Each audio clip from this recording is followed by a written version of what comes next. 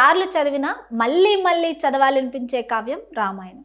ఎన్నిసార్లు చూసినా మళ్ళీ మళ్ళీ చూడాలనిపించే దృశ్య కావ్యం రామాయణం.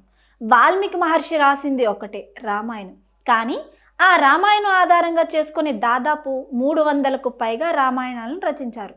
ఒక్కొక్కటి ఒక్కో పందాలో ఉంటుంది. రామాయణం గొప్ప కావ్యంగా కొందరు రచయితలు చెబితే, కొందరు రామాయణాన్ని విషవృక్షంగా చిత్రీకరించారు.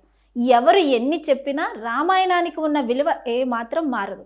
ఇందులోని ఒక్కో పాత్రను తీసుకొని ఒక్కో సినిమాగా మలుచుకోవచ్చు. ఒరిజినల్ను మార్చకుండా దాని చుట్టూ సినిమాటిక్ కథలను అల్లుకొని కొత్త సినిమాగా తీస్తే తప్పకుండా హిట్ అవుతుంది. దీనికి తెలుగు సినిమా ఇండస్ట్రీలోని హిట్ సాధించిన సినిమాలే ఉదాహరణలు. ఒరిజినాలిటీని ఎప్పుడూ మార్చకూడదు.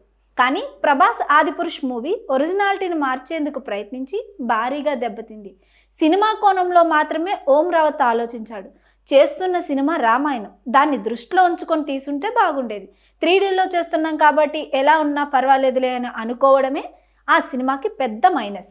శ్రీరాముడి పాత్రను మలిచిన తీరు, లంకా నగరాన్ని సృష్టించిన తీరుపై పెద్ద ఎత్తున విమర్శలు వెల్లువెత్తాయి. రామాయణం ఎప్పటికీ అజరామరణమే.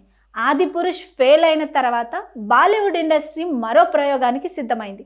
రణబీర్ కపూర్ శ్రీరాముడి పాత్రలో, సాయి పల్లవిని సీత పాత్రలో రామాయణ పేరుతో సినిమాను తెరకెక్కిస్తున్నారు.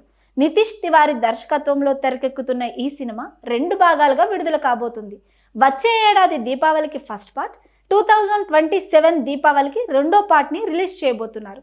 అయితే రామాయణంలోని ఏ అంశాన్ని తీసుకొని నితీష్ తివారీ రామాయణాన్ని తెరకెక్కిస్తున్నారు అన్నది ఆసక్తికరంగా మారింది.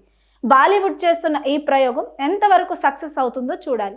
ఒకప్పుడు ఇతిహాసాల కథలతో చిత్రాలు చేసేందుకు తెలుగు సినిమా పరిశ్రమ ఆసక్తి కనబరిచేది. కాగా ఇప్పుడు బాలీవుడ్ పరిశ్రమ ప్రయోగాలు చేస్తుంది. Please subscribe to the channel and download the Politicos app from the links in the description.